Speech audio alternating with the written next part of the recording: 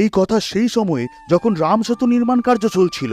সারাদিন কাজ করার পর বানর সেনা যখন বিশ্রাম করছিল, তখন শ্রীরাম একটি পাথরে নিজের নাম লিখে সমুদ্রের জলে ফেলে দেন। কিন্তু ওই পাথর ভেসে থাকার পরিবর্তে জলে ডুবে যায়। তখন ভগবান ভাবেন, যখন অন্যরা আমার নাম লেখা পাথর জলে ফেলছে তা ভেসে থাকছে, কিন্তু আমি স্বয়ং নিজের নাম লিখে ফেলার পরও কি করে পাথরটি ডুবে গেল।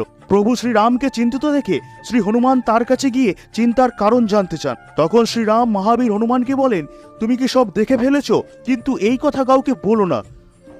তখন হনুমান বলেন, এই কথা আমি অবশ্যই সকলকে জানাবো, কারণ আমি আপনার লীলার সাথে অবগত।